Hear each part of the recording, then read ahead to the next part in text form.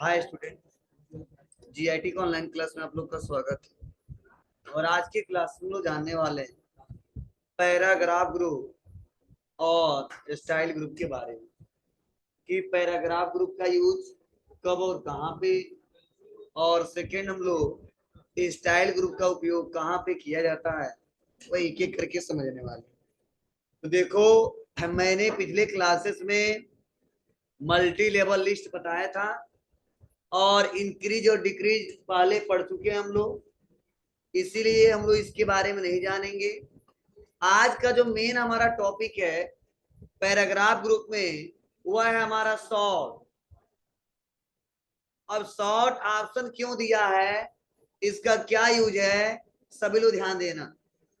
तो चलिए इसके लिए हम कुछ डाटा बनाते हैं और उसके बाद से हम सॉर्ट ऑप्शन के बारे में समझाते हैं। तो हम करते हैं इक्वल रैंड ब्रैकेट ओपन, ज्यादा नहीं, हमने 3 पैराग्राफ ओपन कर लिए।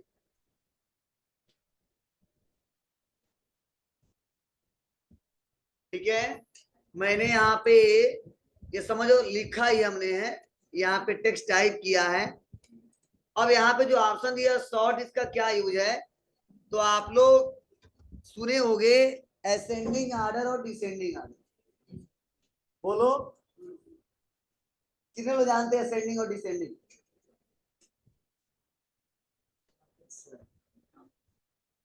और देखिए, आरोही और रोही नाम सुने हो ना। चलिए, तो यहाँ पे जो शॉर्ट ऑप्शन दिया है, इससे हम लोग असेंडिंग ऑर्डर और डिसेंडिंग ऑर्डर का यूज करेंगे। अब कैसे करेंगे, किस कंडीशन में करेंगे, जैसे देखो मैंने यहाँ पे यह पैराग्राफ जो लिखा है वो भी से स्टार्ट हुआ है, उसके बाद वाला टी से स्टार्ट हुआ है, उसके बाद वाला भी टी से स्टार्ट हुआ है। तो अगर हम कोई डाटा बना चुके हैं पहले से और उस डाटा को हम अपने हिसाब से सॉर्ट करना चाहते हैं अलग अलग रिक्वायरमेंट के आधार पर, जैसे मान लो इसमें हमारे यहाँ एडमिशन चल रहा है और आपने क्या किया, रजिस्ट्रेशन कराने के लिए आप लोग आ गए हमारे पास। तो ऐसा जरूरी तो है नहीं कि ए वाले सब लोग एक बार आएंगे, बोलो, और बी वाले सब लोग एक बार आएंगे और सी वाले सब लोग एक बार आएंगे। मतलब जिसका जब एडमिशन कराना होगा वो आएगा, हमारे एडमिशन करा लेगा। लेकिन अगर हमको एक रिपोर्ट सही से बनाना हो तो मैं यह डिसाइड कर सकता हूँ कि ए नाम वाले हमारे एक पास हो जाए, बी नाम वाले एक पास हो जाए, सी नाम वाले एक पास हो जाए। ऐसा ही कहीं आप लोग फॉर्म भरने जाते हो, ठीक है, और आप लोग फॉर्म भर देते हो, जब लिस्ट आता है ना तो नाम वाइज आता है, लेटर वाइज आता है कि ए वाले का डाटा लिस्ट एक जगह चिपकाया गया होता है, या ए से लेके ठीक है डी तक का एक चार्ट में रहता है, ई से लेके आगे का टॉपिक जो भी है ठीक है या डी जो भी है वो अलग रहता है। मतलब यह है कि डाटा को हम लोग बड़ा सा जो डाटा है उसको हम अपने हिसाब से सॉर्ट करके कस्टमाइज करके और ऐसा लिस्ट हम बना दे जिससे आसानी तरीके से यूजर उसको ढूंढ सके, ठीक है, उसका इस्तेमाल कर। ठीक है, तो वैसा जो होता है लिस्ट लोग चिपकाते हैं, किसी शॉर्ट ऑप्शन से चिपकाते हैं। ठीक है, सबका एक बार 500 1000 लोग का लिस्ट बन जाता है और बनाने के बाद से क्या करते हैं, डाटा को सेंडिंग ऑर्डर कर देते हैं। और डाटा को सेंडिंग ऑर्डर करने से फायदा क्या होता है, ए वाला सब एक पास, बी वाला सब एक पास, सी वाला एक पास। अगर ए वाला इतना ज्यादा है कि एक पेज कवर कर ले रहा है तो एक ही पेज प्रिंट होता है, लेकिन ए से थोड़ा कम है, बी से थोड़ा कम है, सी से थोड़ा कम है, अगर एक पेज प्रिंट होता तो एक पेज पे प्रिंट कर देते हैं लोग। ऐसे कंडीशन में शॉर्ट ऑप्शन का यूज करते हैं। तो जहां पे नंबर के हिसाब से करना होता है वहां पर सबसे ज्यादा डिसेंडिंग ऑर्डर का इस्तेमाल करते हैं लोग, ठीक है, मतलब हाईएस्ट नंबर के हिसाब से। ठीक है, अगर स्टार्टिंग से लोएस्ट टू लार्जेस्ट जाना है तो वहां पे असेंडिंग ऑर्डर का इस्तेमाल करते हैं। डाटा जैसा रहता है वैसे डाटा को सॉर्ट किया जाता है और ये बहुत इंपॉर्टेंट है। जब भी हम लोग आगे टॉपिक पढ़ेंगे हमेशा सॉर्ट ऑप्शन पढ़ेंगे। ठीक है, तो एमएस वर्ड में सही से समझ लो, आगे जब मैं फिर से पूछूंगा तो आपको दिक्कत नहीं होनी चाहिए और आप आंसर उसको बता देना, हाँ इसका मतलब क्या होता है और कैसे इस्तेमाल करेंगे। हाँ, प्लस पॉइंट ये भी है कि टेक्स्ट पे भी काम करेगा, नंबर पे भी काम करेगा, डेट पे भी काम करेगा। कोई डेट लिखा है उसको भी सॉर्ट किया जा सकता है, कोई नंबर टाइप किया उसको भी सॉर्ट किया जा सकता है, और मैंने नॉर्मल कोई टेक्स्ट लिखा उसको भी सॉर्ट किया जा सकता है। ठीक है, तो चलो अभी तो हमने केवल टेक्स्ट लिखा है, इसको सॉर्ट करके दिखाते हैं, उसके बाद एक एक करके स्टेप बाय स्टेप हम नए सिरे से बताएंगे।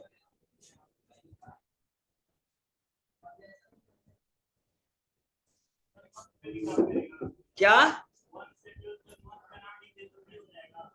हर जगह टेक्स्ट नहीं है, टेक्स्ट से काम करेंगे हम। क्या बोल रहे हैं, नंबर टेक्स्ट डेट पे काम करेगा।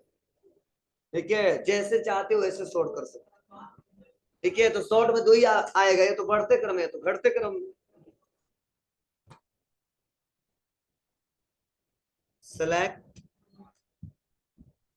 अब बताओ डाटा असेंडिंग ऑर्डर में है डिसेंडिंग ऑर्डर में? बोले जल्दी से।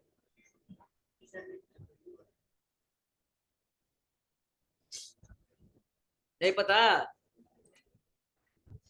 भी आता है पहले की टी आता है? उसके बाद क्या आता है? टी और भी क्या आता है? चलिए ध्यान देना, अगर डाटा को हमको सॉर्ट करना है तो ये हमारा है, तो यहाँ पे बस इसको सेलेक्ट करेंगे और मैं यहाँ पे आके एक और मैं लाइन क्रिएट कर देता हूँ अलग। अब सेलेक्ट करो, सॉर्ट पे आ जाओ, टेक्स्ट पे आ जाओ, असेंडिंग ऑर्डर दिया है, डिसेंडिंग ऑर्डर दिया है, हमने असेंडिंग पे क्लिक किया, ओके कर। ठीक है, और उसके बाद से देखिए यहाँ पे आ जाते हैं, तो क्या आया है, पहले टी से, फिर से टी से, ही से, डब्ल्यू से आया। तो ऐसे डाटा को लोग सॉर्ट करते हैं। तो ये पैराग्राफ वाइज हमने किया है, ध्यान देना, यह पैराग्राफ वाइज सॉर्ट किया है। लेकिन अगर मैं वैसे में कोई लिस्ट बनाया हूं, मैं लिख दिया यहाँ पे अजय, यहाँ मैंने लिख दिया रोहन,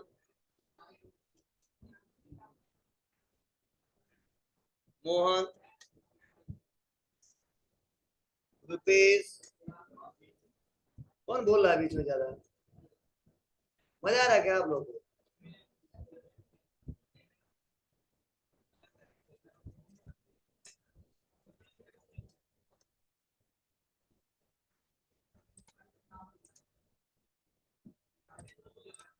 चलिए ये टाइप हमने कर दिया, टाइप करने के बाद से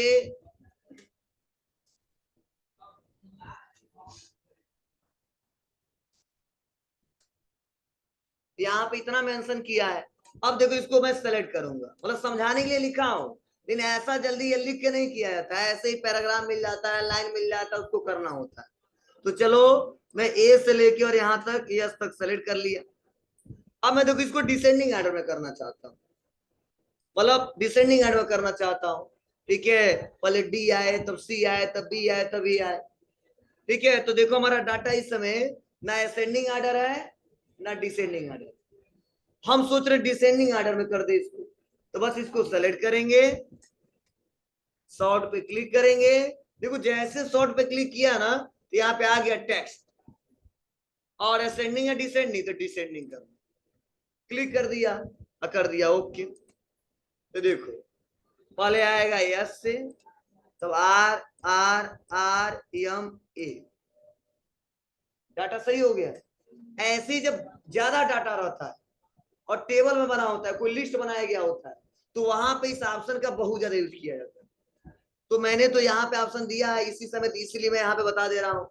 ठीक है, जब टेबल हम बनाएंगे तो वहां पे भी इसको करके दिखाएंगे, कैसे डाटा में टेबल बनाए उसको शॉर्ट नंबरिंग कैसे करते हैं। ठीक है, तो ये लगभग क्लियर है सबको? बोलो। वैसे डेट अगर मान लो डेट में लिखे हैं कहीं पे लिस्ट बनाते समय, तो हमने यहाँ पे लिख दिया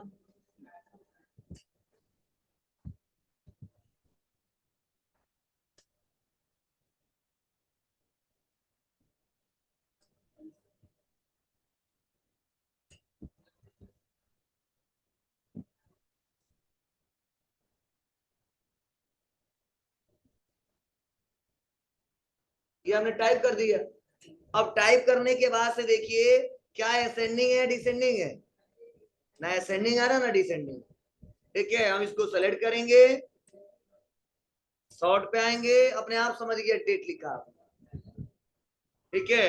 अब बस हम यहाँ पे सेंडिंग ऑर्डर देखना चाहते हैं, मतलब पहले 17 आए, 27 आए, 26 आए, ऐसे एक एक करके लाना है बस।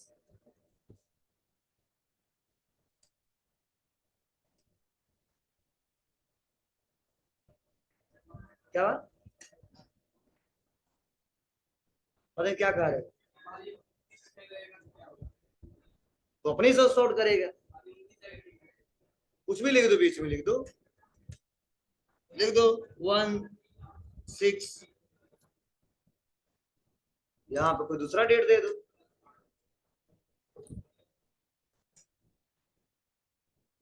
अब सही कर दूं, सेंडिंग कर देता हूं।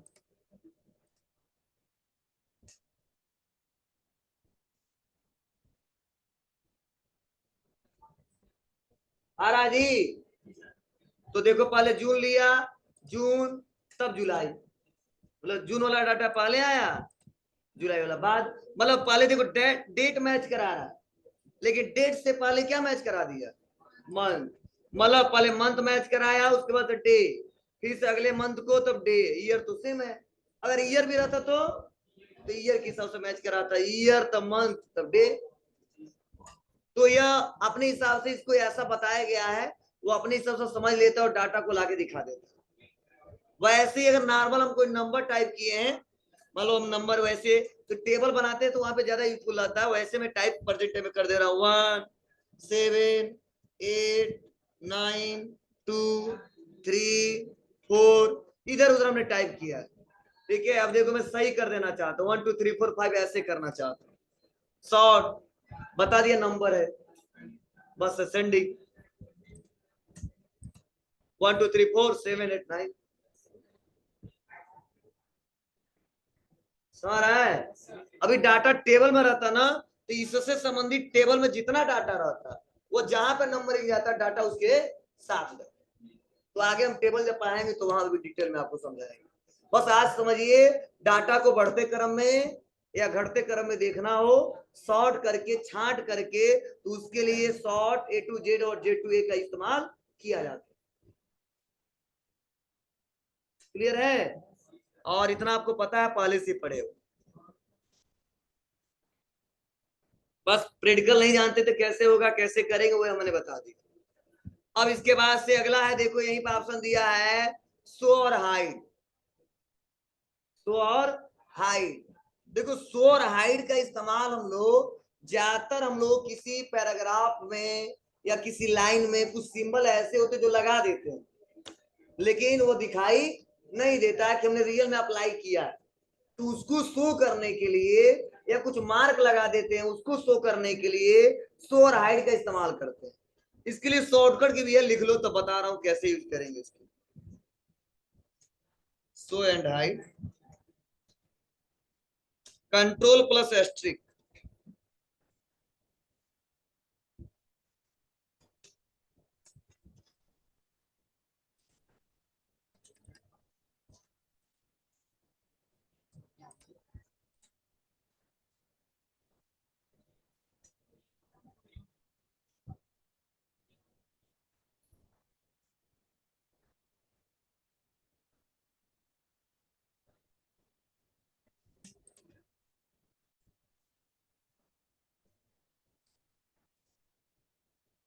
अब आगे बढ़ते हैं। ये भी बता दिया, ये तो हमको पढ़ाना नहीं है, ये आप लोग ऑलरेडी जानते हो। अलाइनमेंट बोलो, लाइन स्पेसिंग भी पढ़ा दिया हूं मैं, लेकिन इसमें कुछ ऑप्शन थोड़ा सा है, उसको समझ लेते हैं। जैसे देखो लाइन स्पेसिंग आपको पता है कि दोनों में यहाँ इतना तक सेलेक्ट कर लिया, लाइन के बीच स्पेस देना है तो यहाँ से बढ़ा दिया, ठीक है। लेकिन अगर पैराग्राफ में स्पेसिंग बढ़ाना घटाना हो तो सेलेक्ट करेंगे, यहीं पे ऑप्शन दिया ऐड स्पेस बिफोर पैराग्राफ, ठीक है। और यहाँ पे ऑप्शन दिया है रिमूव करने का, और भी पास में इसको लाना है ना तो सेलेक्ट करके और भी रिमूव कर सकते हैं। देखो आपस में आ जाएगा, लगेगा नहीं हमने पैराग्राफ वही बनाया। तो पैराग्राफों के बीच स्पेस कम ज्यादा करना हो तो यहाँ पे पैराग्राफ पे क्लिक करेंगे, अगर लाइनों के बीच करना है तो लाइन पे क्लिक करेंगे। ये ऑलरेडी पढ़े हो, ज्यादा डिस्कस करना नहीं इसमें। हाँ, अगला ऑप्शन ये बहुत इंपॉर्टेंट है, वह है शेडिंग ऑप्शन। और शेडिंग ऑप्शन करता क्या है ये समझिएगा। अब हम दो ऑप्शन पढ़ाएंगे तो आपको डिटेल में बेटर तरीके से समझ में आएगा। क्या क्या? तो एक शेडिंग है, इससे पहले हमको समझना होगा टेक्स्ट हाईलाइट कलर। ये पढ़ाया हूं लेकिन आज फिर से दिखा रहा हूं। देखो, टेक्स्ट हाईलाइट कलर जो दिया है ना, वो केवल टेक्स्ट को हाईलाइट करने के लिए दिया है, और जो शेडिंग कलर दिया है ना, वो टेक्स्ट के बैकग्राउंड को हाईलाइट करने के लिए दिया है। आपको सर अंतर क्या है दोनों में? दोनों तो हाईलाइट ही होता है, तो देखो अंतर क्या है। अगर मैं इस पैराग्राफ को सेलेक्ट करता हूं और लगा देता हूं टेक्स्ट हाईलाइट कलर, तो देखो थोड़ा स्पेसिंग, थोड़ा सी लाइनों के बीच थोड़ा बढ़ा देता हूं। देखो क्या हो रहा है, केवल एक टेक्स्ट हाईलाइट हुआ, इसके बीच में जो बैकग्राउंड जो दिख रहा है वो हाईलाइट नहीं हुआ। तो केवल ओनली टेक्स्ट को हाईलाइट करना है, तो वहां पे टेक्स्ट हाईलाइट कलर का इस्तेमाल करेंगे। चलो, अब यहीं पे मैं आपको दिखा दूं, जब हम आएंगे शेडिंग पे, तो शेडिंग कहता है कि मैं टेक्स्ट को हाईलाइट नहीं करूंगा, बैकग्राउंड को हाईलाइट करूंगा, और जो बैकग्राउंड के ऊपर जो भी टेक्स्ट रहेगा वो हाईलाइट हो ही जाएगा। तो अब दोनों में अंतर यही है, देख लो।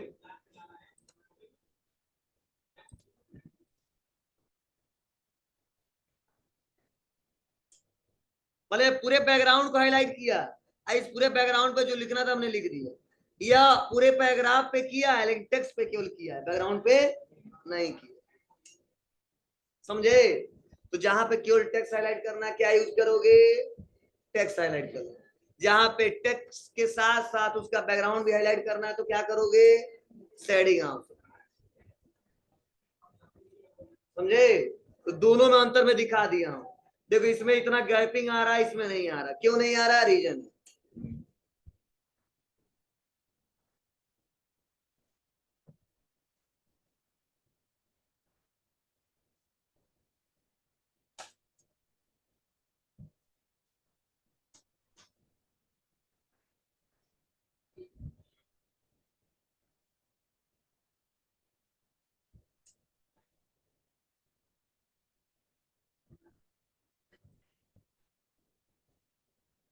हो गया जी? बोलो, समाया कि नहीं आया?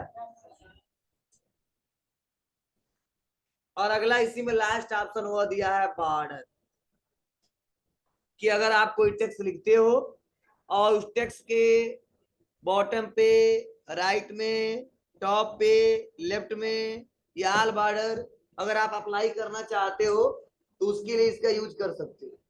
अब कैसे करेंगे, क्या स्टेप है, चलिए इसको एक एक करके समझते हैं, जानते हैं।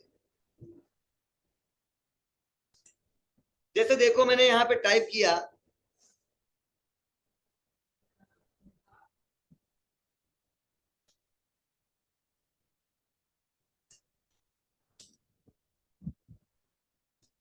और थोड़ा साइज को बड़ा कर देते हैं।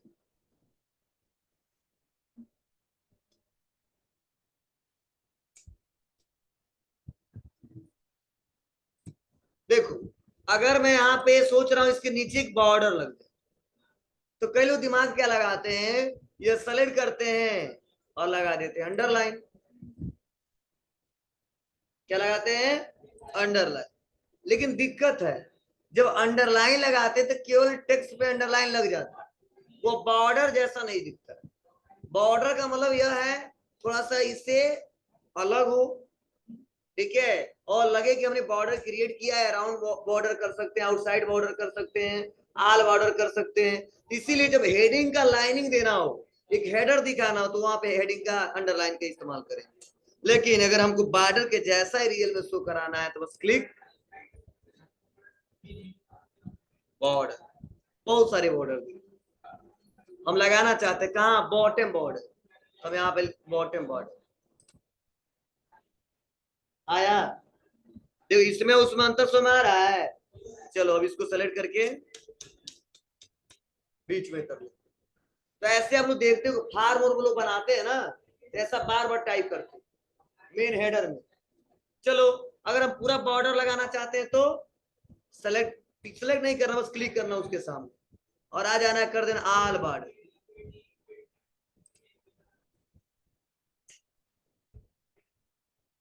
समझे?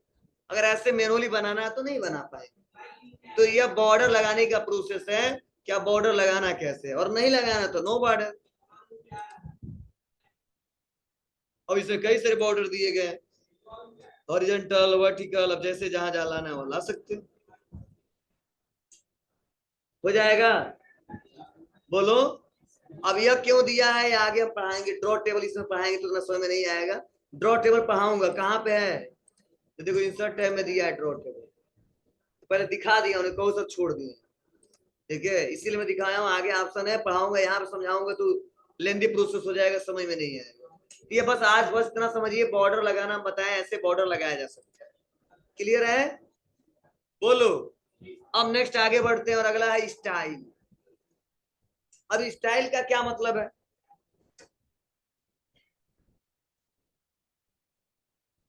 देखो, स्टाइल जो ऑप्शन है, देखो नाम से पता चल रहा है कि किसी टेक्स्ट का स्टाइल चेंज करना हो तो वहां पे स्टाइल ऑप्शन का इस्तेमाल करते हैं। अब स्टाइल क्यों कहते हैं? जैसे मान लो आपका और हमारा स्टाइल अलग अलग होगा, कहीं पे भी किसी भी काम करने का तरीका जो, ठीक है, कहीं पे आप लोग जाते हो तो कई लोग क्या करते हैं, बहुत ही आराम से आते हैं। कई लोग पहले बता देते हम आने वाले हैं, शोर कर, ठीक है। बोला आपका स्टाइल अलग है, मेरा स्टाइल अलग है, बात करने का, पढ़ने का, ठीक है, पहनने का, खाने का, मतलब सबका अलग अलग स्टाइल होता है। वैसे ही जो टेक्स्ट हम लिखते हैं ना, जो नॉर्मल टेक्स्ट का स्टाइल जो आता है वो आता ही आता है। लेकिन अगर तुम सोच रहे हो कि इसके अलावा भी हम लोग टेक्स्ट को अलग स्टाइल क्रिएट कर सके, दे सके, एक अलग लुक में एक अलग फॉर्मेटिंग क्रिएट कर सके, हेडिंग क्रिएट कर सके, टाइटल क्रिएट कर सके, सब कंटेंट दे सके, तो उसके लिए स्टाइल ऑप्शन का बहुत ज्यादा प्रयोग करते हैं। क्योंकि वो मैनुअली जो हम लोग बड़ा करेंगे ना उसमें, और स्टाइल जो पहले से दिया उसमें दोनों फर्क पड़ जाएगा। मतलब अगर हेडिंग हमको बनाना है तो हेडिंग अगर मैनुअली हम बनाते हैं, सेलेक्ट करेंगे, बोल्ड करेंगे, साइज को बड़ा करेंगे, अंडरलाइन करेंगे उसमें, और यहां से स्टाइल देंगे उसमें, दोनों में फर्क रहेगा। क्योंकि इसमें जितना एट्रैक्टिव इसमें हेडिंग दे सकते हो और स्टाइल क्रिएट कर सकते हो, आप मैनुअली नहीं कर सकते। इसलिए ग्रुप ही दे दिया, स्टाइल ग्रुप। टेक्स्ट का स्टाइल जैसा रखना चाहते हो आप अपने हिसाब से सेलेक्ट करके रख सकते हो। अब कैसे रखेंगे, क्या स्टेप है, चलिए दिखाता हूं। तो इसके लिए मैं एक हेडिंग बनाता हूं और हेडिंग से बताता हूं आपको। तो सपोज मैं जो एक नोट्स तैयार कर रहा हूं और इस नोट्स से रिलेटेड मुझे हेडिंग देना चाहता हूं।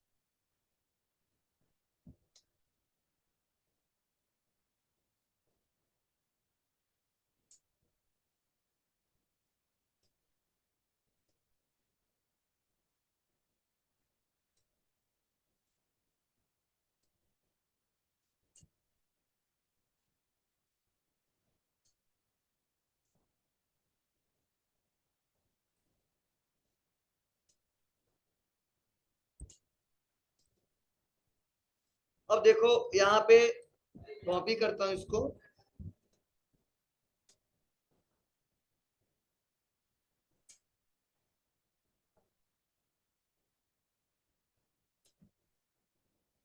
ये समझ आ रहा ना?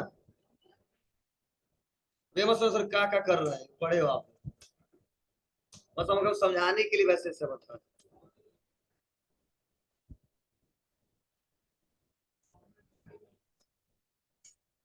अब देखिए, ये हमारा पहला हेडिंग है, दूसरा हेडिंग है, तीसरा हेडिंग है, ये मान लो हमारा चौथा हेडिंग, मान लो क्या है ये।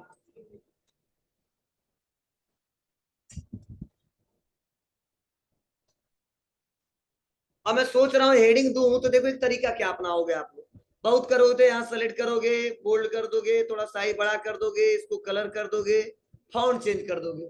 सेम इसी के जैसा करना है, सेलेक्ट करोगे और सब पे एक एक करके अप्लाई कर दोगे। ये तो तरीका अपनाओगे आप लोग। लेकिन ध्यान दो, जितना बार हम हेडिंग चेंज करेंगे उतना बार स्टाइल चेंज करना पड़ेगा। ये दिखते हैं, बार बार करना पड़ेगा। अगर हम सोच रहे हैं ऐसा ना करना पड़े, देखो क्या करूंगा, सेलेक्ट करो, यह फर्स्ट हेडिंग है हमारा ना, तो इसको मैं सेलेक्ट कर लूंगा और सेलेक्ट करने वाले आ जाऊंगा स्टाइल में। तो देखो पहले ही दे दिया यहाँ पे हेडिंग 1 दिया, यहाँ पे क्लिक कर दो। फिर से यहाँ पे आएंगे, हेडिंग 2 क्लिक कर दो। अब फायदा क्या है, ये पहला हेडिंग है तो देखो थोड़ा सा बड़ा दिख रहा है, दिख रहा है ना। ये दूसरा हेडिंग है, छोटा दिख रहा है। ये हमारा तीसरा हेडिंग है, इससे थोड़ा सा छोटा दिख रहा है। अब यह देने के बाद से, मतलब बाय डिफॉल्ट देखो यहाँ पे मैंने मेंशन कर दिया, सेलेक्ट करेंगे, हेडिंग 4 आया, और ये हमारा हेडिंग है 5। बहुत सारे फायदे हैं इसे देने से। अब मैं यहाँ पे आऊंगा और इसका मैं थीम से चेंज करना चाहता हूँ, स्टाइल चेंज करना चाहता हूँ, तो यहाँ पे बगल में आऊंगा और यहाँ पे कई सारे स्टाइल दिए गए, तो यहाँ से भी चेंज कर सकते हैं हम लोग, अलग अलग स्टाइल। लेकिन यहाँ से नहीं चेंज करना, हमको आ जाना है यहाँ पे डिजाइन मेनू, और डिजाइन मेनू में जैसे आऊंगा मैं, तो यहीं पे आएगा थीम्स, और जब थीम्स पे क्लिक करेंगे तो अलग अलग थीम्स दिए गए।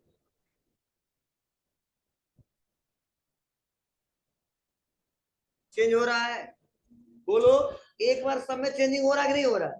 हो रहा है। अब देखो वहां बार बार क्या करना पड़ता, फॉर्मेट करना, पेंटर करना पड़ता। अब यहां से कलर भी चेंज कर सकते हैं,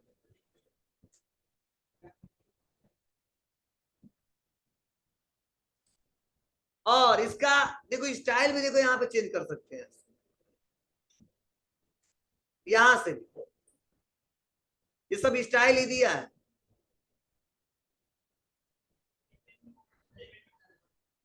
क्या हुआ जी, वो चेंजिंग करेंगे अपने हिसाब से, सब पे अप्लाई होगा। ठीक है, इसीलिए हम इस्तेमाल करेंगे हेडिंग के हिसाब से, हो जाएगा।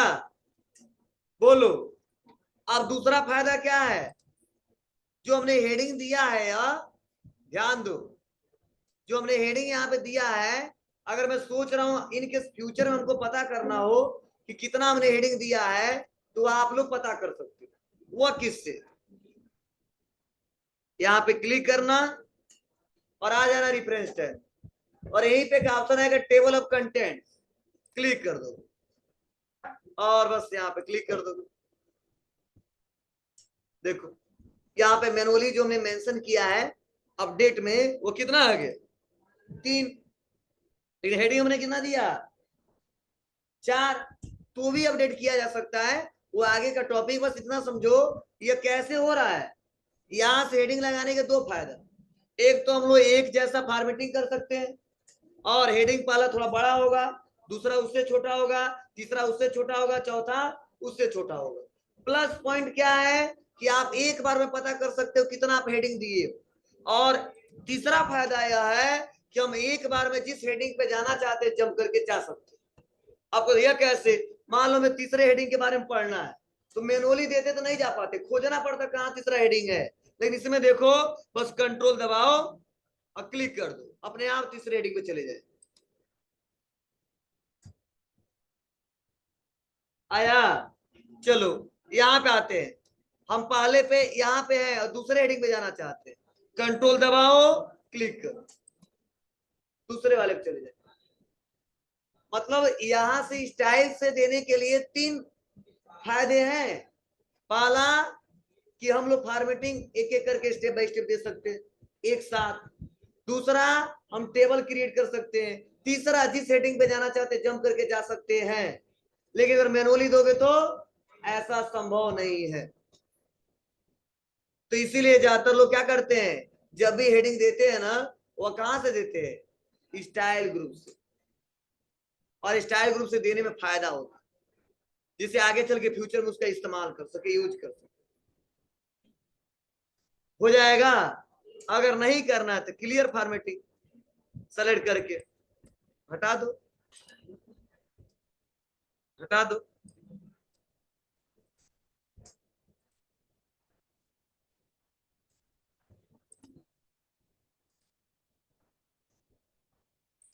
कर लोगे अप्लाई। देखो, लगाने के लिए यहां से लगाएंगे, स्टाइल चेंज करने के लिए डिजाइन में जाएंगे, और शो कराने के लिए रिफरेंस में। फिर से बताना पड़ेगा, बोलो।